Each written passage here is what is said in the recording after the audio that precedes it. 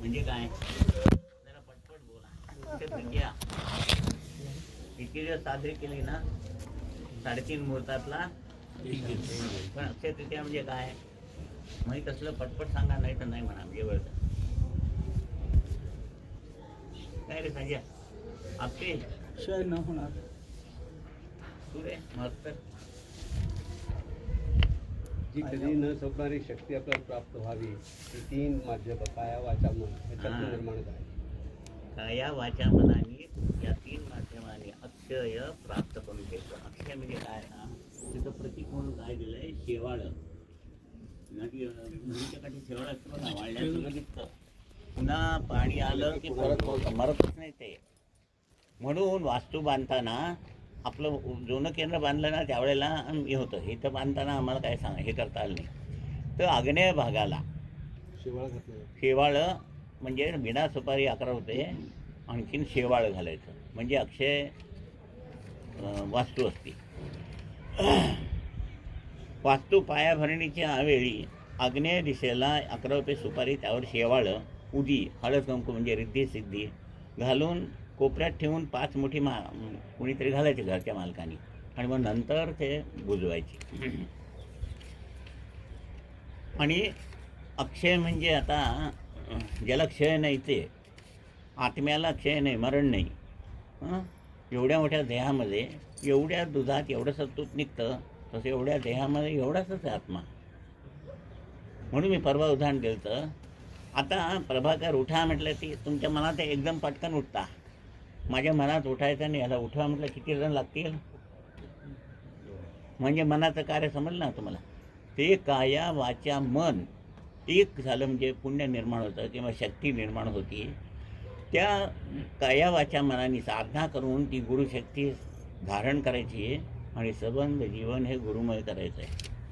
तसं झालं की काय होतं, तर तुकारामांचं सारखं विठ्ठल विठ्ठल विठ्ठल विठ्ठल म्हणत इतके विठ्ठल रूप झाले होते, इतके विठ्ठल रूप झाले होते की एकदा असे ह्याला जात असताना कोंड्याच्या वारीला वाटेत एका गावात मुक्काम केला.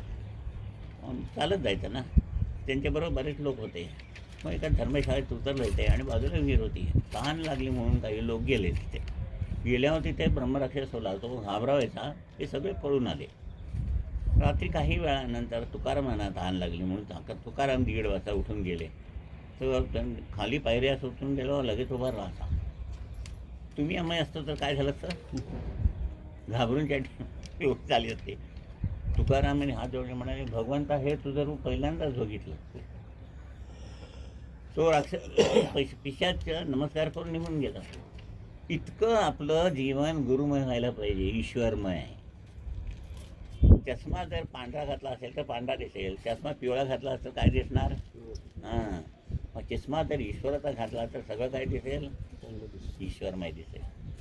म्हणून चांगलं बघायला शिकायचं, चांगलं बोलायला शिकायचं, चांगलं ऐकायला शिकायचं, चांगलं काम करायचं हाताने, चांगल्या ठिकाणी जायचं, म्हणजे जीवन ईश्वरमय झालं. ईश्वरमय म्हणजे काय, दुसरं काही नाही. जोपर्यंत रक्तात दोष आहेत तवरच विचार बरोबर नाही आले की आचरण चुकलं, आचरण चुकलं की बोलणं चुकलं. एवढंच आहे, दुसरं काही नाही आहे. असे जे अक्षय तत्व म्हणजे ईश्वर हा 3 माध्यमांनी म्हणजेच काया वाचा मन याने मिळवणे. म्हणून अक्षय तृतीया त्याच्यासाठी ओंकार साधना आहे. आता आत्मनिवेदन म्हणजे बाहेर स्वतःबद्दल सांगतात. आज आपण आत्मनिवेदन वाचणार आहे. दादांना जेव्हा पंढरपूरला दादा गेले होते त्या विठोबाने सांगितलं की तुला गुरुनी हात धरून नरा अवस्थेपासून नारायण अवस्थेपर्यंत कसं नेलं. हे बाहेरच्या लोकांनी सगळं गूढ ठेवलं आहे, सांगितलं नाही. परवा तो राजेंद्र सूर्यने काय सांगितलं, मला जे मिळालं आहे ते माझ्या शिष्यांना मी दिलंच नाही. का, काय होईल, ते माझ्यापेक्षा मोठे होतील. इथं तसं नाही आहे. त्या पांडुरंगाने सांगितलं तुला जसं गुरुनी हात धरून दिलं तसं ते गूढ न ठेवता आत्मनिवेदनामध्ये लिही आणि सगळ्यांना तुझ्याबरोबर घेऊन जा. दादांना देव म्हणाला स्वर्गात चल माझ्याबरोबर. ते म्हणलं नाही, सर्वांना घेऊन मला यायचं आहे, सर्वांना घेऊन यायचं असेल तर येतो नाही. तर म्हणजे बाहेर स्वतःबद्दल सांगतात मी असं केलं, आत्मनिवेदन. इथं आत्मनिवेदन नाही, तसा अर्थ नाही आहे. तर दादांना प्रत्येक विभूतीने कसं मार्गदर्शन केलं, दत्त महाराजांनी कसं मार्गदर्शन केलं, या 5 सुफी विभूतींनी प्रत्येकाने मार्गदर्शन करून त्यांना हाताला जाऊन नेऊन त्या अवस्थेपर्यंत नेलं. तसंच मग दादांनी आपल्याला सुद्धा विमोचन दीक्षा देऊन हळूहळू नारायण अवस्थेपर्यंत नेलं आहे. प्रत्यक्ष पांडुरंगाने वंदनीय दादांना लिहाव्यास सांगितले. नराचा नारायण करणं कसा होतो हे गूढ न ठेवता सर्वांना सांग म्हणून आत्मनिवेदन लिहिले. वयाच्या 64व्या वर्षी लिहिले, म्हणजे 1985 साली. दादांचा जन्म 1921चा आणि दादा 9 वर्षाचे असताना तेली महाराज भेटले, म्हणजे साधारण 1930ला. आणि त्यावेळेला तेली बाबा सांगत होते की पुढं जगाला आग लागणार आहे, ती आग विझवायचं काम तू कर म्हणून शाळेत जाऊ नको म्हणून असे केस पकडले, असे हलवले. आणि दादा पहिल्या दुसरीमध्ये काहीतरी 87% मार्क घेऊन झाले आणि त्यांनी डोक्याला हात लावल्यावर 33% आणि नंतर नापास. दादा म्हणायचे ह्यांच्याकडे येऊन लोक आशीर्वाद घेऊन MAPHD व्हायचे आणि माझ्या बाबतीत मात्र मला खड्ड्यात झालं. शिकून जगाला आग लागली की नाही बघा. व्हायरस करून सगळ्यावरती चीन काय करतं हां, ते अति ह्याचेच की तुझ्यापेक्षा मी बलवान, माझ्यापेक्षा तू बलवान. शिकून जगाला आग लावायची नाही आहे, लागलेली आग विझवायची. आता इथे एक आप्पीने पाठवलं कबीरवाणी, त्याच्यामध्ये त्याने पण ते सांगितलं आहे की ते वाचतं, परमेश्वर कुठे शोधायला जायचाच नाही आहे. कुठं आहे तो? मोको कहाँ ढूंढे बंदे मैं तो तेरे पास में. कुठं आहे सांगा आधी. हां, तुमच्याजवळ आहे का नक्की? मग दिसलाय का? आत्मा आहे म्हणून आम्ही आहे. मग कशाला उपास करता, ह्या देवाला जाता त्या देवाला जाता? नाही कळलंय अजूनही. दुधातच लोणी असतंय, दुधातच तूप असतं ना, दुधातच तूप असतं, पण केव्हा दिसतं? तेवढ्या प्रक्रिया करायला पाहिजेत. म्हणून गुरु पाहिजे. हे नको असलेलं जो पण काढत नाही, लोणी काढायल्यावर खालती राहतं की नाही, काय राहतं ते निरुपयोगी. तसं हे नको निरुपयोगी जे काढलं विमोचनाने आणि दीक्षा म्हणजे ती शक्ती दिल्याबरोबर.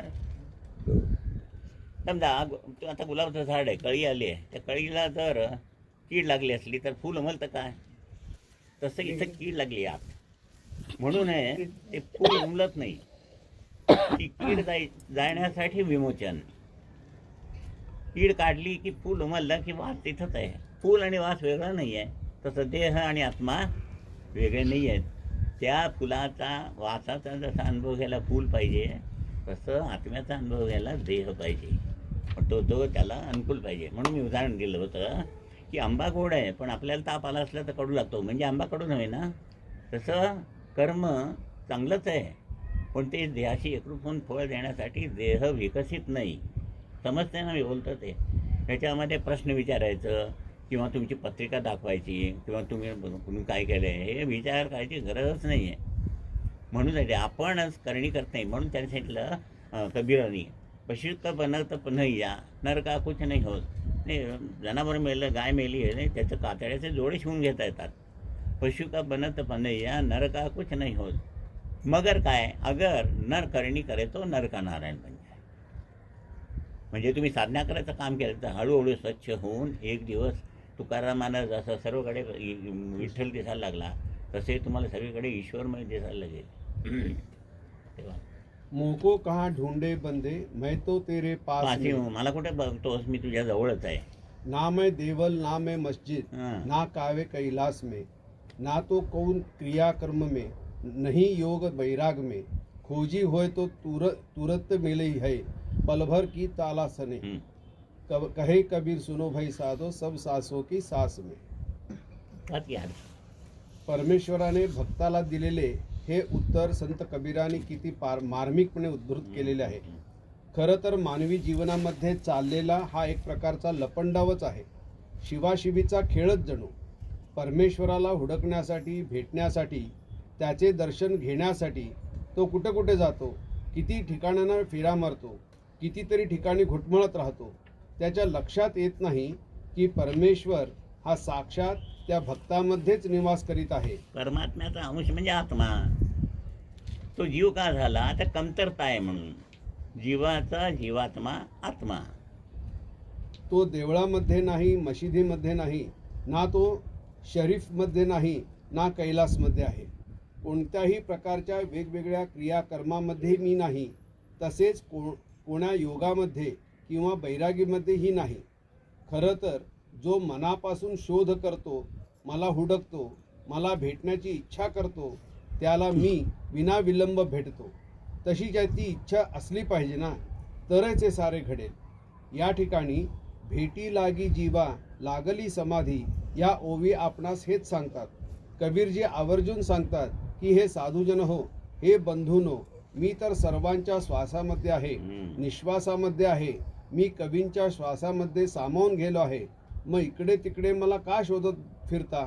मी तुमच्याजवळ, तुमच्यामध्ये, तुमच्या हृदयात, तुमच्या मनातच स्थित आहे.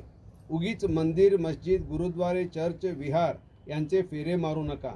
फक्त स्वतःच्या मनामध्ये, हृदयामध्ये डोकावून पहा. मी तुमच्याजवळच आहे असे तुम्हाला प्रचितीस येईल. म्हणून कधीतरी स्वतःला भेटा. तिथे मीही म्हणजेच परमेश्वर तुम्हाला निश्चितच भेटेल. संत कबीरांनी वरपांगी कर्मकांडांना महत्त्व न देता मनोभावनेला, मनाच्या अदम्य इच्छाशक्तीला, परमेश्वरावरील निर्व्याज्य प्रेमाला महत्त्व दिले आहे.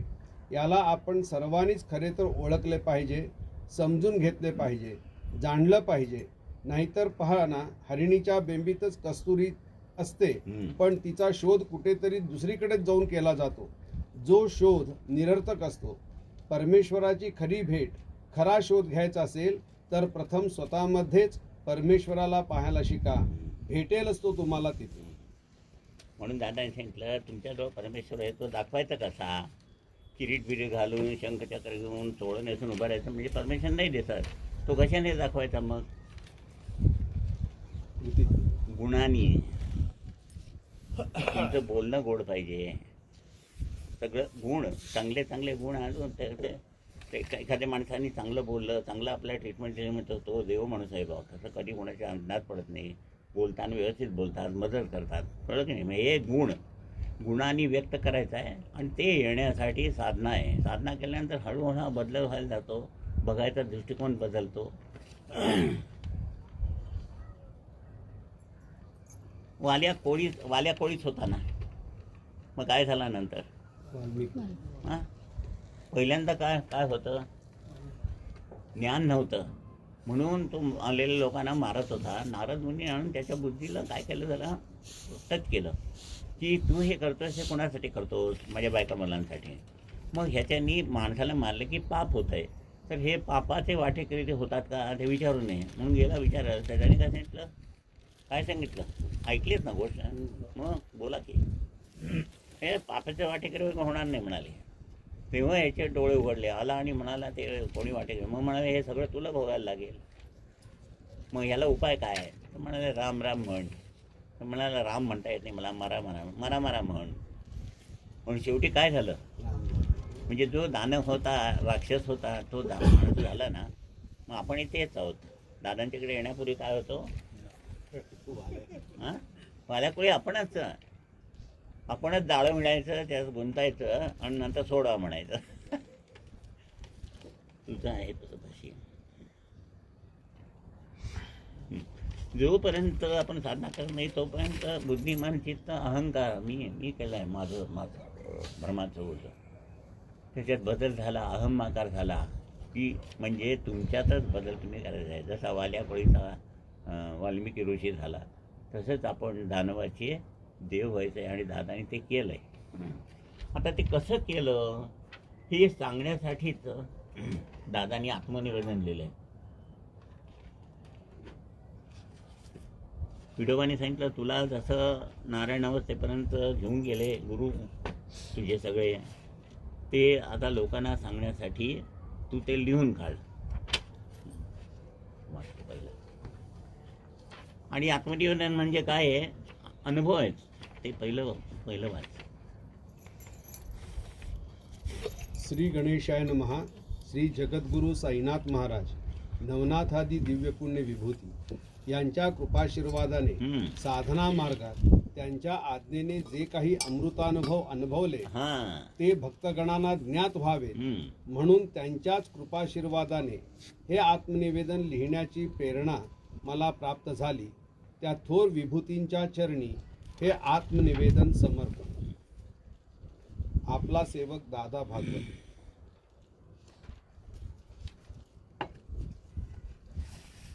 आत्मनिवेदन. आज ह्या वर्षी 6 फेब्रुवारीला मला 63 वर्षे पूर्ण झाली. त्या दिवशी सर्व भक्त भाविकांनी शुभेच्छा प्रकट करून माझा गौरव केला. पण माझे जीवन म्हणजे काय व कसे होते याचा बोध झाला तर भवितव्यात हे जीवन प्रत्येकाला उपयोगी पडेल. नुसती स्तुती करून चालणार नाही. बाहेर काय झालं, काहीतरी अवस्था प्राप्त झाली की लगेच महाराज म्हणून हे होता. दादा म्हणाले, महाराज महाराज करून नुसतं माझं उदो करू नका. मी जे काय प्राप्त केलं आहे आणि ते तसं तुम्हाला प्राप्त करून द्यायचं आहे, ते कसं केलं आहे ते मी तुम्हाला सांगतो. ते समजून घेऊन ते तुम्ही नंतर आचरणात आणायचं आहे. मी जोरा बांधल्यावर बरं वाटतं ना, तसं तू जोरा बांधल्यावरही बरं वाटायला पाहिजे. आम्ही दादा नेहमी म्हणायचं, माझ्यासारखं केलं आहे माझ्यासारखं. मला ते सारखं म्हणायचे. म्हटलं दादा तुम्ही केवढी सेवा केली, काय केली. आम्ही तुमच्या पायाच्या धुळी एवढी सुद्धा सेवा केली नाही. तुला काय करायचं आहे. पण आज अनुभव येत आहेत ना. हा दोरा मांडला त्यांना बरं वाटतं आहे, निराकरण केलं त्यांचं काम होतं आहे. आणि काय म्हणजे इतके वंडरफुल अनुभव येतात. कारण जर खेपेला दादांनी प्रार्थना करताना दादांची किंवा गुरूंची प्रार्थना केली, माझ्याकरवी मला काय कष्ट पडतील ते पडू देत, पण माझ्यासारखी माध्यमं इतरांच्या कल्याणासाठी काय तयार करायचे, त्यावेळेला त्यांना हा कुठलाही त्रास देत नसाल तर हे कार्य पुढे घेऊन जाऊया. म्हणून ते आपल्याला समजलं. आत्ताची जी अवस्था आहे ना, महाकारण होता किंवा परमात्मा होता, ती प्राप्त होण्यासाठी पहिल्यांदा माधुकरी मागावी लागते. कुणी मागितले रे माधुकरी?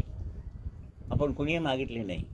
मग त्याला दादा म्हणाले, माधुकरी मागायची झालं तर हे कसं काय होणार. मग त्याला सोपा होता काय, तर तुझी माझी माता तुझी माझा पिता बंधुत्व स्वराचे भजन म्हटलं की झालं. म्हणजे सगळं गुरूंच्याकडे गेलं, म्हणजे तुमचं अस्तित्व राहिलं नाही, म्हणजे संन्यास मिळाला. असे सोपे उपाय काढून आपल्याला त्या अवस्थेपर्यंत नेलंय. नुसती स्तुती करून चालणार नाही. मनुष्य जन्माला आल्यावर जीवन जगण्यासाठी पैसा ह्या माध्यमाची गरज आहे. ह्यासाठी शिक्षण हे आवश्यक आहे. पण फक्त शिक्षण मिळविणे हेच काही जीवनाचे कर्तव्य नाही, तर ज्ञान प्राप्त करण्याने प्राप्त जीवनाचा विकास करून घेणे हे कर्तव्यही महत्वाचे आहे. म्हणून दादा सांगायचे नेहमी, तुमच्या बाजूला निसर्ग आहे, विकास मला पण आहे. हे तुम्हाला ज्ञान का नाही झालं. ज्ञान फुल उमलतंय, त्याला वास येतोय. आंबा पिकतोय, तो गोड होतोय, त्याला एक मधुर वास येतोय. हां, तर मला सुद्धा तसंच वास काय, माझ्याजवळ का देवाचा वास येत नाही, किंवा मला विकास आहे की नाही. मग त्या निसर्गात त्याला जर विकास आहे तर मला सुद्धा विकास आहे का नाही, इकडे लक्षच नाही आहे. विकास मी वाढ म्हणत नाही आहे. वाढ बरोबर चालली आहे. पाळण्यात होतो ते 6 फूट झालं, वजन तेव्हा 4 किलो होतं, आता 50 किलो झालं, हे वाढ झाली. पण बुद्धीचा विकास, मनाचं चित्त आणि अहम आकार नको, अहंकार नको. अहम आकार तो नाही आहे, अहंकार भरपूर आहे, माहिती नाही आहे. म्हणजे सांगतो, समजावून सांगतो. तर हा विकास करण्यासाठी ऋषीमुनींनी किंवा आपल्याला काही तरतूद केली नव्हती का? केली होती. 8व्या वर्षी म्हणजे करावी. म्हणजे बुद्धीवर संस्कार आहे. बुद्धीचा विकास म्हणजे मन, मनाचा विकास म्हणजे चित्त. चित्त म्हणजे काय की तुमचे विचार पक्के. आता दादाने गणपती सोड म्हणून सांगितला, सोडायचा. वाटेल तर गणपती जर समोर येऊन उभारला आणि मी तुला प्रसन्न झालं म्हणते तर नाही बसत म्हणणार. अशी अवस्था आहे का? अजूनही नाही आहे. धरपकड आहे. धरपकड आहे म्हणजे अजून बुद्धीतच आहोत. पण हे केलं तर काय होईल. बुद्धी 2 बाजू दाखवते, चांगला आणि वाईट. मन एक बाजू दाखवतं, पण चित्त एकदम पक्क एक.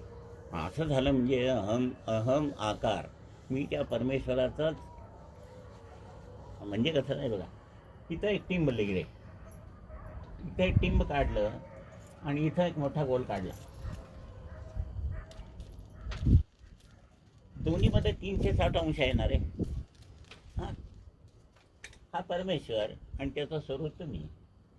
दोन्हीकडे सेम आहे, पण कळत नाही आहे. समजतंय ना? विकास, मी वाढ म्हणत नाही आहे, विकास. बुद्धी, मन, चित्त, अहंकार.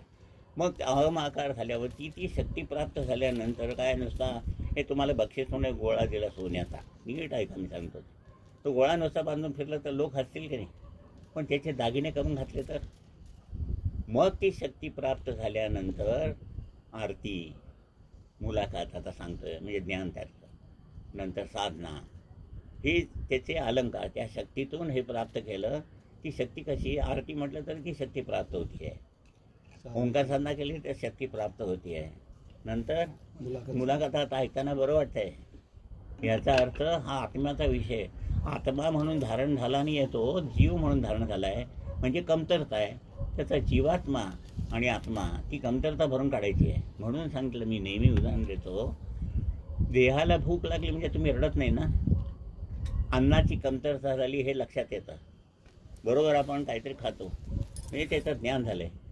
तसं जेव्हा अडचण होती तेव्हा सत्कर्माची कमतरता मला झाली आहे, ते मी भरून काढायला पाहिजे, ह्याचं ज्ञान ज्या दिवशी होईल त्या दिवशी तुम्ही पहिली साधना कराल. बरोबर आहे? समजलं की नाही?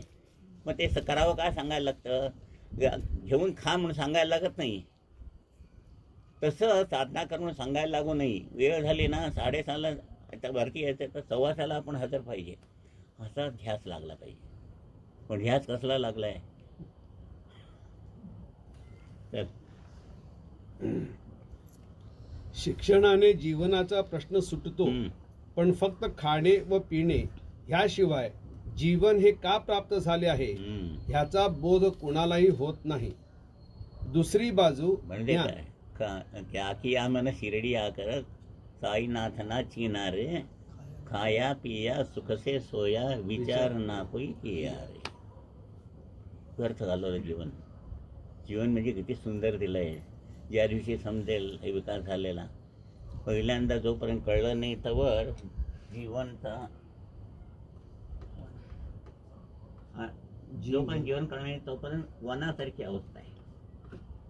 जीव कोण म्हणतात, ही 19 माध्यम हाक मारली की नुसती येऊन उभारतात. म्हणजे दादा म्हणायचे नोकर आहेत 19 ते आले की येऊन उभारतात, काही काम करत नाही. म्हटले घेऊन काय करायचे. हे विकसित झाल्यानंतर काय होतं तेच नंदनवन. त्या नंदनवनामध्ये ज्ञान ऐकायला आपण सगळेजण एकत्र बसलो. भयंकर अगदी सुंदर आहे, समजून घेतलं ना तर सुंदर आहे. आणि मग ते समजायला लागलं की रोज साधना करावी, मनापासून करणं. एखाद्याला स्वतःहून पाणी पिणं कसं आणि पाणी पाजवणं कसं काय म्हणतं कळतंय ना. हां, तसं स्वतःहून समाधानाने करायला पाहिजे. दुसरी बाजू ज्ञान. ज्ञानाने आपण जन्माला का आलो हा प्रश्न कसा सोडवता येईल, अशा विचाराप्रत मनुष्य जाईल व मग त्याला जन्माला येणे ह्या मागे काय कारण आहे ह्याची जाणीव होईल. कारण समजले की मनुष्य आपले तन मन कार्याच्या मागे लावतो. त्या क्षणी जीवनाचे मूल्य किती आहे हे समजून प्रत्येक क्षणी जीवनाचा खर्च कारणासाठी होणे असे जीवन व्यतीत होऊ लागते.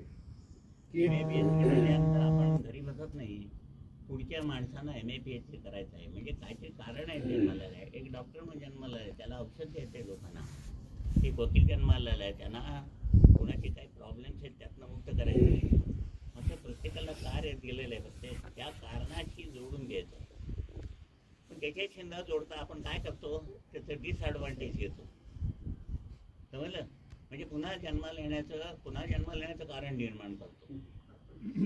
जन्माला येण्याचं कारण काय आहे सांगितलं, जीवन ईश्वर माहिती हे जन्माला येण्याचं मूळ कारण आहे. आणि ते करत असताना या देहाला काहीतरी तुम्हाला उद्योग पाहिजे म्हणून तुम्हाला तेच गेलेलं आहे, पण तेच प्रधान समजतो. जसं की आता हात खरा का ही सावली खरी, नक्की का? आता तुम्ही सावलीला पकडायला गेला तर सावली सापडेल का कधीतरी? कधीच सापडणार नाही. मग काय पकडायला पाहिजे? म्हणजे देवाला जर पकडलं तर हे तुमचे प्रॉब्लेम आहे सावलीसारखे ते जातील, हेच कळत नाही. थोडंजण सावलीच्या मागे धावतात आणि मग हात सोडून देतात. केवळ जन्माला आल्यावर पोट भरणे, पैसा मिळविणे, नावलौकिक होणे ह्यापेक्षा नावारूपाला येणे हे जीवन आहे याचा बोध होणे आवश्यक आहे. व हा बोध होण्यासाठी गुरुभेटीचे सौभाग्य जीवनात प्राप्त होणे हे महत्त्वाचे आहे. गुरु भेटल्याशिवाय काय कुठल्या जन्माला कारण, कुठल्या कारणासाठी जन्माला त्या कारणाशी ते जोडून देतात. म्हणून मी नेहमी सांगतो की तुम्ही साधना केल्यानंतर, आता गुरु कुठे भेटतायत का? कोण भेटत नाहीत, आता नाहीत. तुम्ही साधना केल्यानंतर ती गुरुशक्ती प्रत्येक नसा नसामध्ये भरल्यावर, हे संबंध गुरुमय जीवन झाल्यावर ती गुरुशक्ती तुमची जबाबदारी घेते आणि तुम्हाला कुठं पाठवायचं ते पाठवते. समजतंय मी काय म्हणतो? तुम्हाला विचारायची गरजच नाही. तुम्ही काय कुठं जायचंय, काय जायचंय ते बरोबर ते धागेदोरे जमत बरोबर जातात. म्हणून हे पहिल्यांदा तुम्ही प्रश्न विचारायचे आधी साधना करा. साधना करून संबंध गुरुमय जीवन झालं की तुमचे प्रॉब्लेम नाहीच, ते बरोबरच ते लाईनीत जाणार.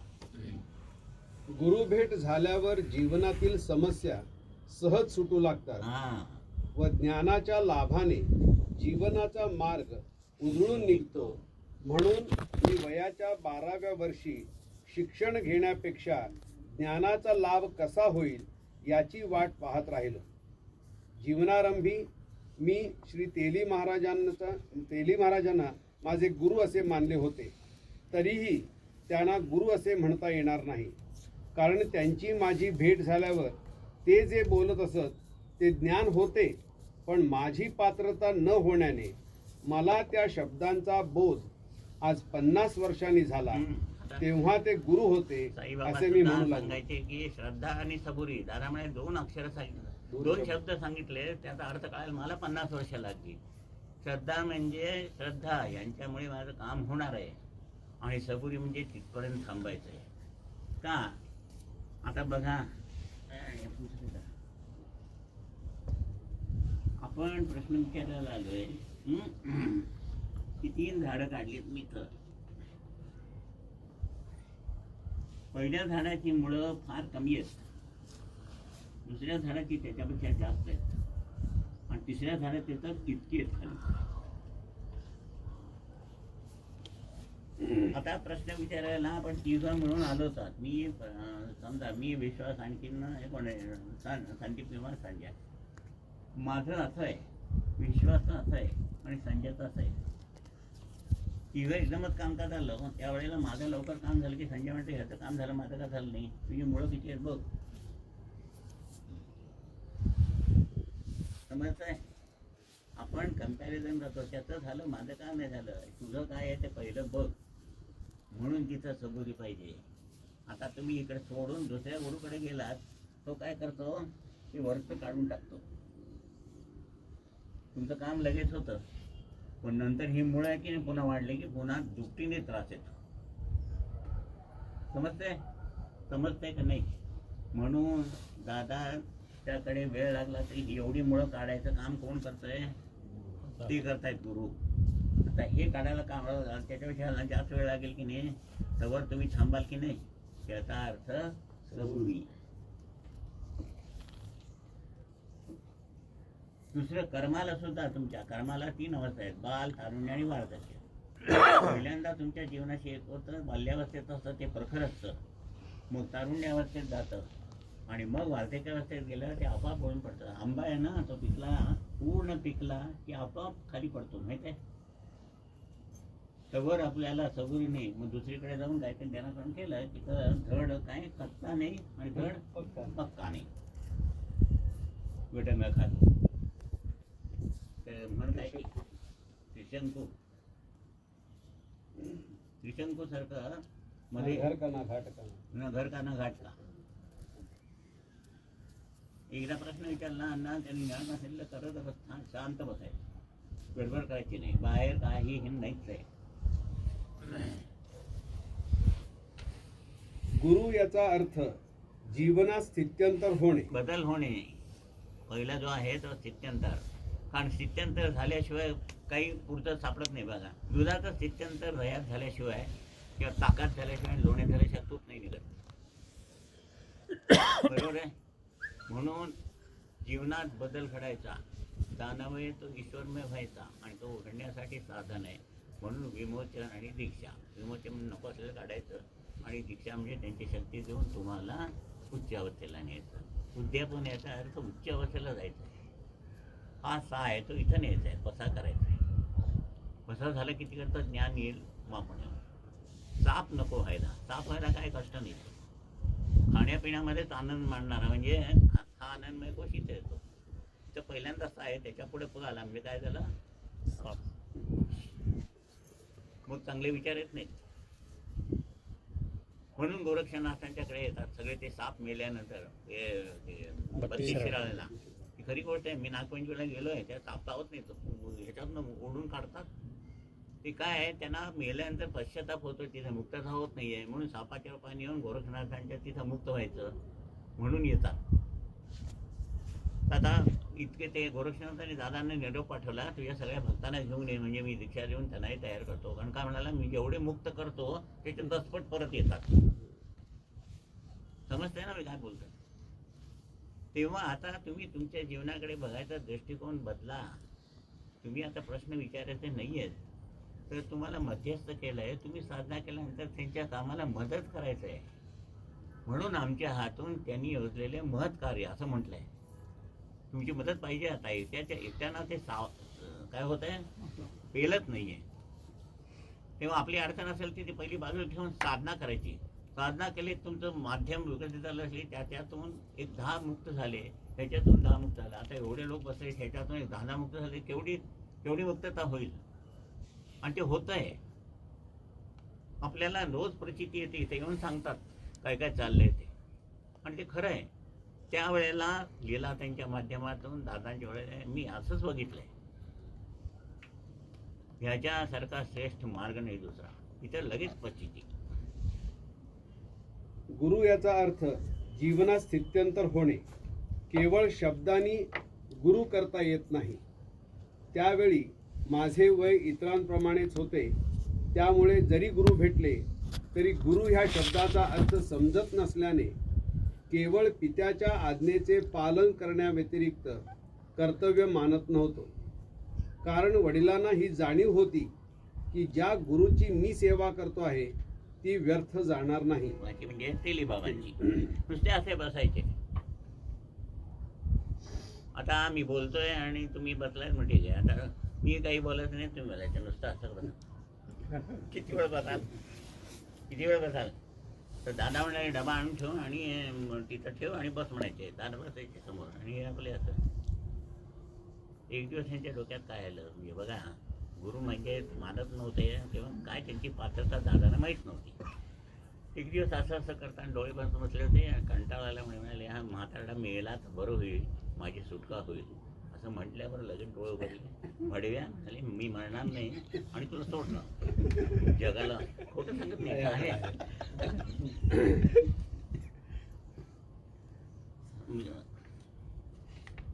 भडव्या, तू मला म्हणतोस मेला तर बरं होईल. हा काय, सगळ्यांना पहिले जगवीन आणि मगच मी मरीन. त्या दिवशी कळलं येतं काय आहे ते. हा वेडा म्हणून जीव म्हणाले तरी याचा अधिकार काय. तर त्यांनी एका सेकंदात सांगितले, मरणार नाही, सगळ्यांना तारणार आणि मगच मरणार. झाले. एकदा असा अनुभव आल्यानंतर पुन्हा देव आहे, देवत्व आहे, कशाचाही शोध घेतला नाही. ते जितके तास बसवून ठेवायचे तितके तास त्यांच्या समोर मनोभावनेने बघत बसायचे. याचा अर्थ शरणागती. पुन्हा ग्रह शब्द काढणार.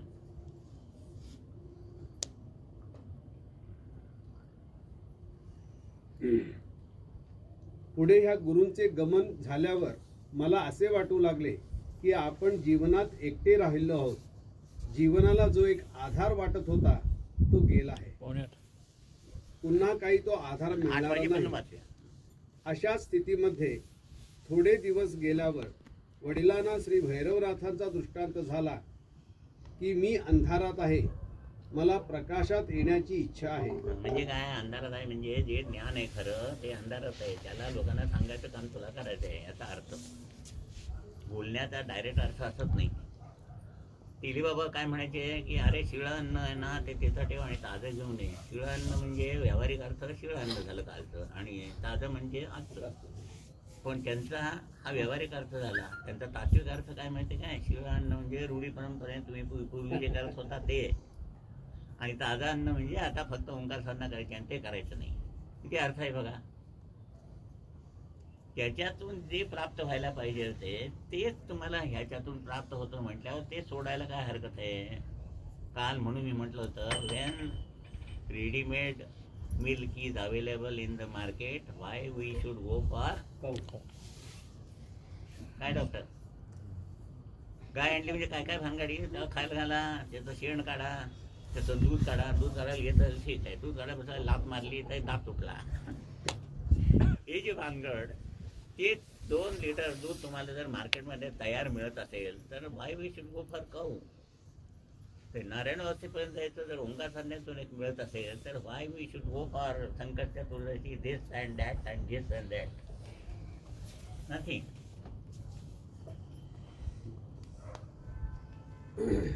पुन्हा काही तो आधार मिळणारा नाही.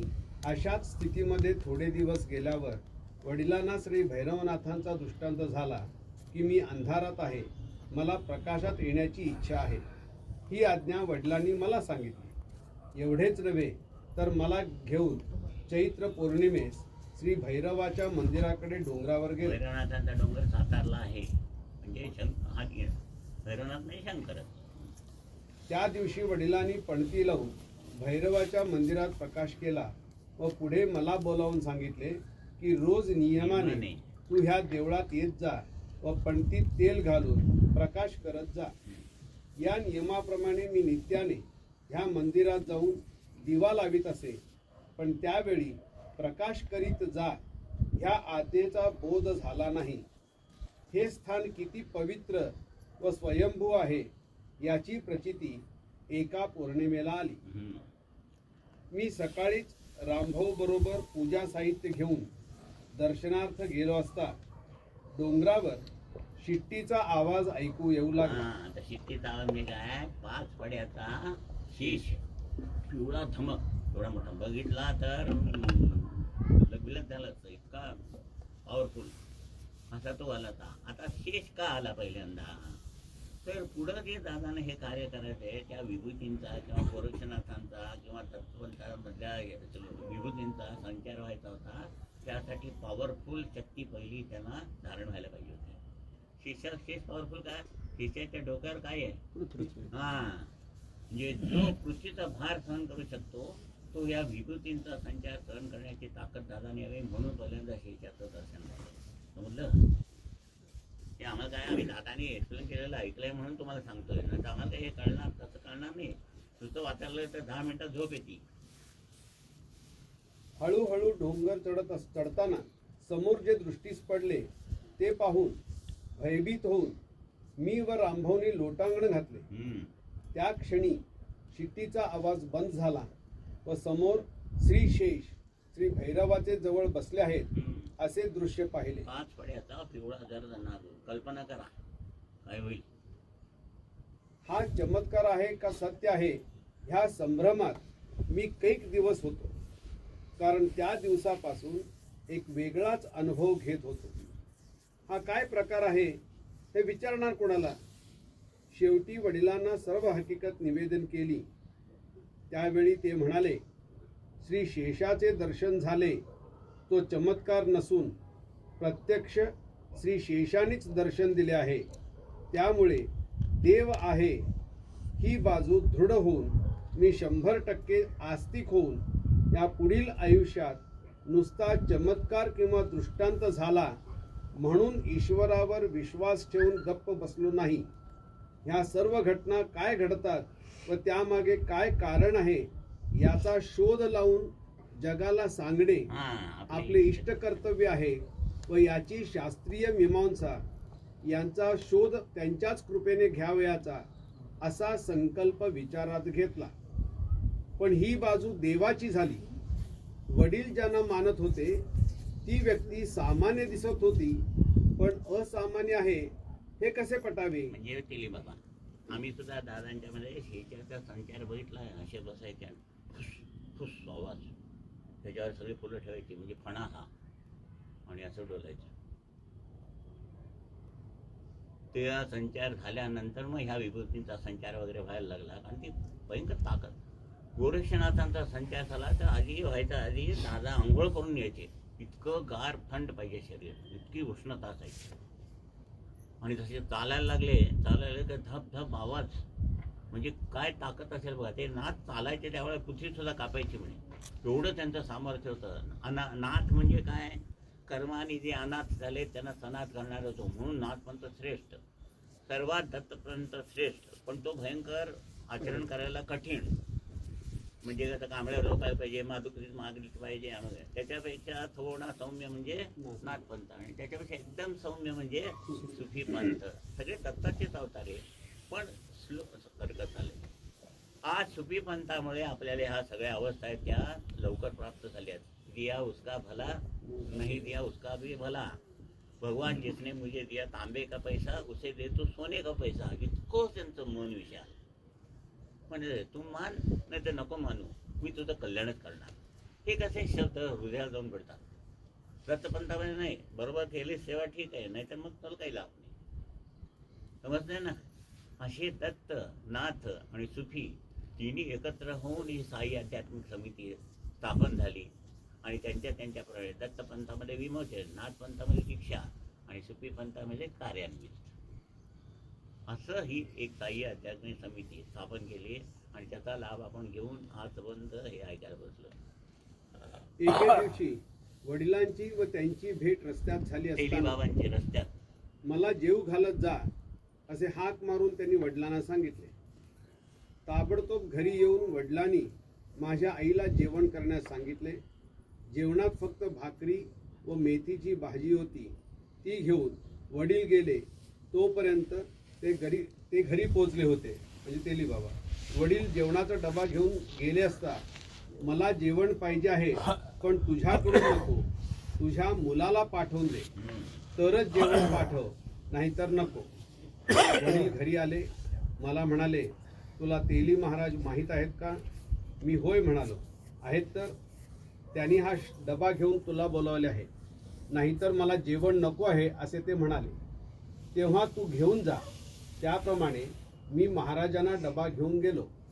डबा पाहताच म्हणाले, त्या फळीवर ठेव व दुसरा डबा इकडे आण. बघा तिथे 50 डबे ठेवले असेल, ते डबे ठेव म्हणायचे आणि दुसरा आण म्हणायचे. पहिल्या दिवशी 2 दिवसापूर्वी ठेवलेला. तर दादा सांगायचे, आत्ता सध्या ताजं अन्न आणल्यासारखं असायचं. अन्न ब्रह्माचा आशीर्वाद होता. म्हणून आपल्याकडे नारायणी प्रतिमा दिली, त्याच्याखाली थाळी आहे, ती त्यांची आहे. काय आणतील ते परातीत घालून ठेवायचं सगळं, आणि सगळं काला करायचं आणि खायचं. पण म्हणले त्यातलं अन्न कधी नाचलेलं नसायचं, किंवा वास यायचा नाही, काही नाही. आणि आशीर्वाद म्हणजे काय माहिती, शिव्या द्यायच्या, तुझ्या यायला म्हणायचे, आणि दगड उचलायचा आणि मारायचा. पण त्याचं काम व्हायचं. काय पावर होते सांगतो तुम्हाला. एकदा त्यांच्या देवळाच्या तिथे एक झाड होतं रस्त्यावरच, रस्त्याच्या बाजूला. ते बसले होते असे. तर पोलीस इन्स्पेक्टर नवीन आला होता, त्याला काय माहिती नाही हे त्यांची पात्रता काय. एक ट्रॅफिकला अडचण होत आहे, तर म्हाताऱ्याला आत नेऊन बसवा म्हणला. ते जाऊन ओरडले, त्यांना काय माहिती. त्यानं आत घातल्याबरोबर हा ऑफिसमध्ये गेला, त्याला सस्पेंडची ऑर्डर. अरे म्हणा काय केलं मी माहीत नाही. काय म्हणले, तू सस्पेंड केलं बघ तुला. घरी गेला, आईला सांगितलं तसं झालं म्हणाले. ते काय केलं, ते मला एक म्हातारं बसले होते, त्यांना मी आत घालायला पाठवलं. आईला माहीत होतं सगळं. ते म्हणले जाऊन पाया पड पंचायत क्षमा मान. दुसऱ्या दिवशी त्याचे परत ऑर्डर. म्हणजे काय सामर्थ्य आहे बघा त्यांचं. शिवी दिले ना, गेले आणि नमस्कार शिवी दिले, गेला की काम झालंच. आणि शिव्या जातच नाही. ते आईवरनं वडिलांच्यावर काय वाटतील ते, पण ते शब्द ब्रह्म होतं, शिवी नव्हती. दादानं सुद्धा बैठो शिव्या द्यायचे. दादा म्हणजे कसले गुरु हे शिव्या देतात. पण नंतर समजलं दादांना की काय. त्या फळीवर ठेव व दुसरा डबा इकडे आण. त्याप्रमाणे मी केले. पण मी नेलेला डबा त्यांनी त्या दिवशी खाल्ला नाही. असा क्रम चालू होता. पुढे वार्षिक परीक्षा जवळ येऊ लागली व डबा नेण्यात माझा अर्धा एक दिवस जाऊ लागला. शेवटी मन घट्ट करून महाराजांना विचारले, बाबा, माझी परीक्षा आता जवळ येऊ लागली आहे व अभ्यासास वेळ पुरत नाही, तर काय करू? ज्या वर्गात मी शिकत होतो त्या पूर्वीच्या परीक्षेत मला 87% मार्क मिळाले होते. पुढे काय होणार म्हणून बाबांना विचारले असताना त्यांनी माझे केस धरले व म्हणाले, जगाला शिकून आग लावू नको, आग लागली आहे ती विझव. 1930 मध्ये. म्हणजे तुम्ही कल्पना करा, मी एक रुपयाला 2 शेर दूध बघितले डॉक्टर, 6 रुपये डझन आंबे बघितलेत पायरी, आणि 10 रुपये डझन हापूस. तो वल्लपा गवळी होता, माझे नाव आहे सुद्धा अजून लक्षात. आम्ही दूध आणायला गेलो तर दोन शेर दूध घालायचं, 2 शेर 2 लिटर नव्हे, आणि 3 रुपये गॅलन पेट्रोल. आमचा पेट्रोल पंप होता कुठं, मिलन बार आहे की मिलन मेडिकल आहे की नाही, त्याच्या कोपऱ्यावर आमचा पंप होता पेट्रोलचा. 3 रुपये गॅलन म्हणजे 5 लिटर. तर तो पाव एवढं माफ घालायचं ना, 2 शेर दूध घ्यायचं, आम्ही गुंडी घेऊन गेलो असले, आणि आम्हाला एवढं पियायला द्यायचा. आता दाखवतात तरी का लांबनं नुसतं बघा म्हणतात. म्हणजे काय सुबत्ता होती त्या वेळेला, पुढचं भाकीत केलंय. आणि आज ते आपण बघतोय ना, शिकून जगायला लागली, काय चाललंय, काय तो कोरोना जातोय की नाही, आम्ही जातो कोणाला माहिती, अशी परिस्थिती आली. म्हणजे किती वर्षात, फक्त 70 आणि 30 म्हणजे, आणि 70-80 वर्षात.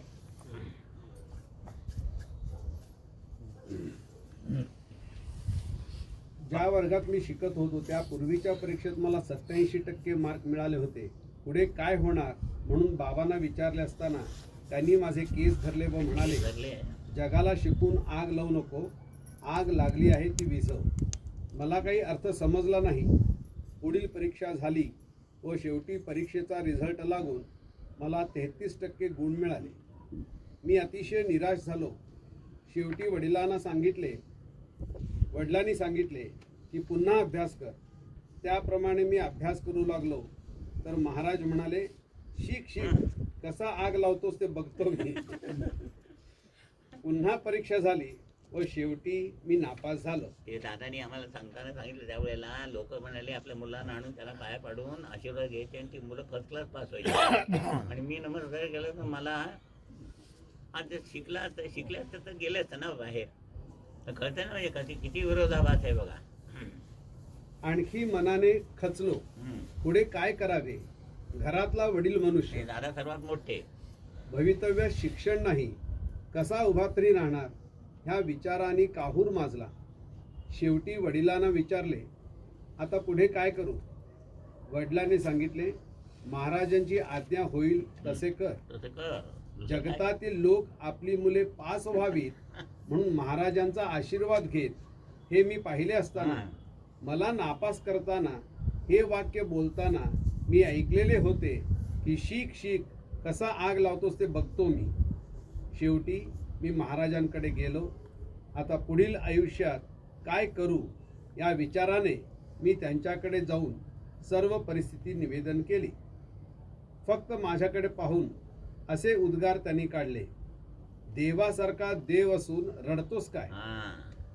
जन्माला येणारा मनुष्य कर्माला रडतो, तूच तर देव आहेस. मी गेल्यावर ही प्रचिती अनुभवाला येईल, पण मी नसणार. शहाणा हो व भैरवनाथांनी सांगितल्याप्रमाणे प्रकाश कर. या वाक्याचा अर्थ ब्रह्म म्हणून विचार कर. जास्त खोलात जाऊ नकोस, नाहीतर बुडून मरशील. त्यावेळी शब्दाला अर्थ असतो हे कळले. एक व्यावहारिक व दुसरा अर्थ हा तात्विक. म्हणून मी माहीत सांगितलं, एक व्यावहारिक सांगितला, शिळं अन्न म्हणजे व्यावहारिक शिळं अन्न, पण जुन्या जुळी परंपरा, आणि ताजं अन्न म्हणजे आता लेटेस्ट. एक व्यावहारिक आणि एक तात्विक. किती वाजले अजून वाजता येतं का पुढे? किती वाजले? 8 वाजले. थांबायचं, कंटिन्यू करा. नाही कुठेपर्यंत आहे? सगळ्यांना बायकांना स्वयंपाक आणि करायचं असेल ना. एक दिवस वेळानं जेवतील, एक दिवस वेळानं जेवतील. ते जेवायला उशीरच बसतात, आपण लवकर बसतो. त्याचं काय? रविवारी आणि बुधवारी 2 दिवस आहे. रविवार आणि बुधवार. साधना तुम्ही रोज करायची. मी आलो तर येईन, नाही तर बघीन, पण रविवार आणि बुधवारी 2 दिवस सांगूया. अजून एक 10 मिनिटं सांगूया. आता माझा मीच विचार केला की जगाचे भवितव्य ज्यांना कळते हां त्यांना माझे भविष्य सांगता येत नव्हते पण घडवायचे होते. हां घडवायचे होते म्हणून सांगतो बघा. हजीबाबा कामकाजाला नाव लावलं की पहिल्यांदा म्हणते बेटा भविष्य पूछने का है तो बाहेर जा, भविष्य तुम्हारा बनाने का है तो इधर बैठ. तेव्हा काय कळायचंच नाही. भविष्य घडवायचं म्हणजे काय आणि भविष्य विचारायचं म्हणजे काय. काल सांगितलेलं लक्षात आहे काय. भविष्य विचारायचं म्हणजे मागे घडलेलं असताना ते सांगतात त्याच्यावरनं. तुमचं बदलायचं म्हणजे त्या जागा ज्या 12 दाखवल्या होत्या त्या 12 जागा जर तुम्ही शुद्ध केल्यात तर तुमचं भविष्य बदलतं. नाही समजलं अजून. समजा आम्ही 10 वर्षाचा होतो, लहान, मला कळत नव्हतं ते आम्ही चोरी करत होतो. पण 15-20 वर्षाचा झाल्यावर मला कळायला लागल्यावर मी माझ्या सुधारणा केली म्हणजे माझं भविष्य बदललं की नाही. पुन्हा आणखीन 30 वर्षी त्याच्यापेक्षा चांगलं करायला लागलो म्हणजे मी कमवून आणि लोकांना द्यायला लागलो. पहिल्यांदा चोरी करत होतो. समजलं का. समजतंय म्हणजे बदललं ना, आणखी बदललं. म्हणजे वर्तमान काळातच तुम्ही भविष्य बदललं की नाही. मग भविष्य कशाला विचारायचं. प्रेझेंट टेन्समध्ये जर तुम्ही काय असतात केअरफुल असेल तर तुमचं भविष्य तुम्ही बघता. म्हणजे वर्तमान काळात रोज काय करायचं जर हे ठरवलं तर तुमचं भविष्य घडतं. म्हणजे काय जूनमध्ये आता इथं पाऊस पडतोय त्यावेळेला पेरलं तर पुढच्या जानेवारीमध्ये पीक येईल. व काय पेरलं असेल ते येईल. जोंधळे पेरले असतील तर जोंधळे येतील. आहे की नाही. काटे पेरले असतील तर त्यांच्याकडे आंबे आले, माझ्याकडे काटे का आले. त्यांनी आंबे पेरले, तू काटे पेरले.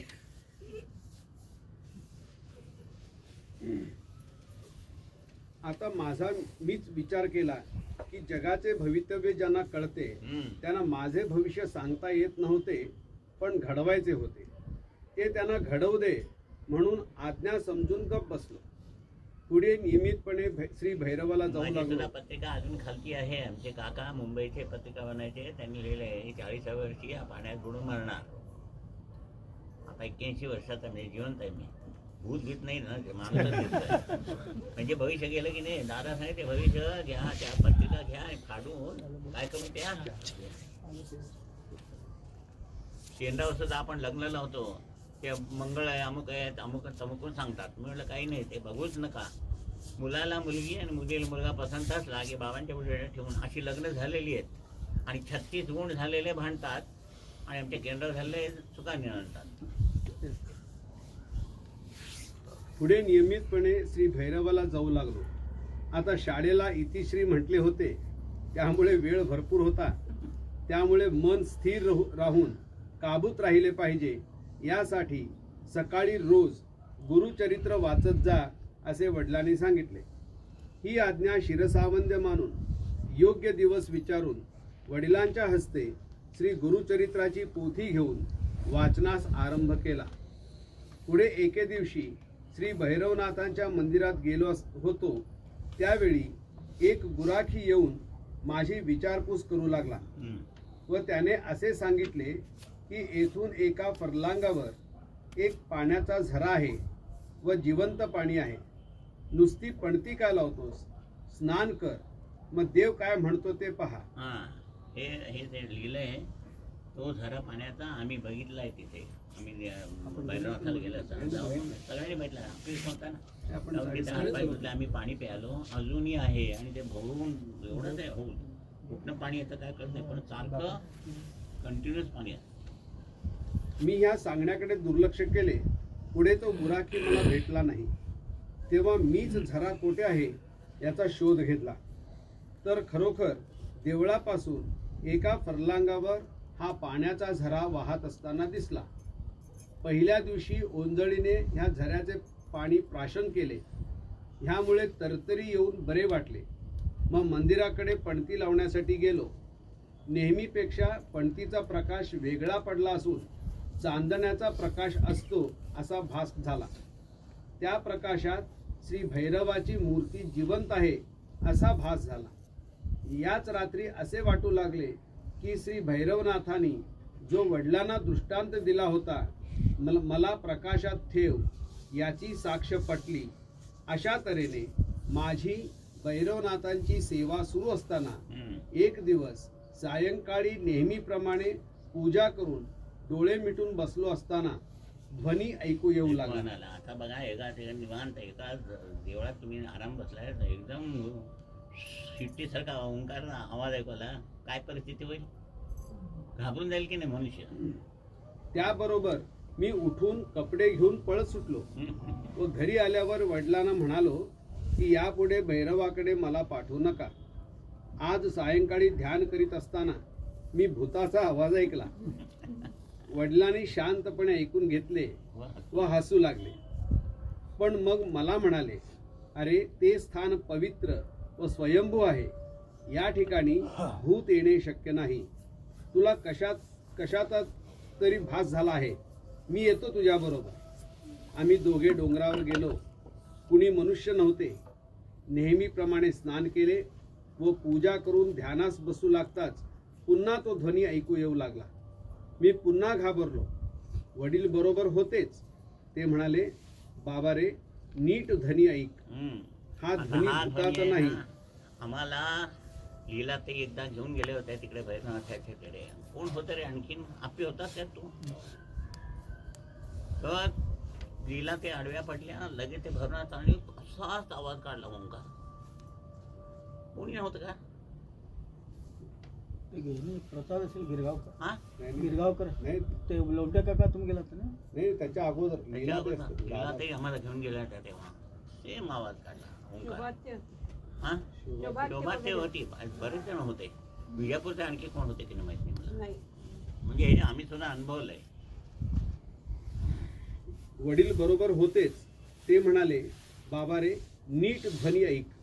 हा ध्वनी भूताचा नाही. मी शांतपणे बसून ऐकू लागलो. ह्या ध्वनीला सिंहनाद म्हणतात. जेव्हा देव प्रसन्न होतो तेव्हाच असा नाद निर्माण होतो. हा, हा ध्वनी नसून ओंकार आहे. तू जन्माला का आलास हे गूढ होते ते मला आज समजले. आपण शांत चित्ताने घरी जाऊ. आता तुझी भीती होती की भूत आहे, तेही बरोबर आहे. भूत याचा अर्थ एखादी व्यक्ती मृत झाल्यावर त्या व्यक्तीची जी इच्छा वासना शिल्लक राहते तो आत्मा इच्छा वासनेमुळे ह्या जगात हिंडत असतो. एखादी चांगली गोष्ट गतकाळात घडली व तिची पुनरावृत्ती व्हावी म्हणून निसर्ग सुद्धा भूतकाळाची जाणीव आम्हा मानवांना देतो. पण ज्ञानाच्या अभावी आपण निसर्गाच्या कृपेला पात्र होत नाही. जर तू भूत म्हणत राहून श्री भैरवनाथांकडे आला नसतास तर जो ध्वनी आता ऐकलास त्याला मुकला असतास. आता तुझी भीती गेली आहे. भवितव्यात कशाचा लाभ होतो आहे याचा विचार कर. सर्व जग भूत, भविष्य व वर्तमान या तिन्ही काळांवर विश्वास ठेवून आहे. ज्यामुळे लाभ निश्चित होणार आहे अशा देवावर मात्र विश्वास ठेवत नाही. आपल्याला करायला शिकवायचं होता, मग त्यावेळेला त्यांना ओंकार ऐकवला आणि मग त्याच्या शिकवला असं करतोय. आणि तो जेव्हा मर्यादित म्हणजे ये लोकापुरता होता असं जेव्हा कळलं तेव्हा नरसिंह सरस्वती त्यांच्याकडनं आणला आणि ते जन्मतःच ओंकार करत आले होते. असा तो अप्रतिम ओंकार आपल्याला शिकवला. त्याच्यातून आपला विकास होणार आणि आपण नारायणावरतीपर्यंत पोचले. जीवनमय करणे हा प्रत्येक माणसाच्या जन्मालेल्या काळाचा उद्देश आहे. आणि व्यावहारिक जीवन जगण्यासाठी तुम्हाला काय काहीतरी बुद्धी दिली तेवढ्या पुरतं.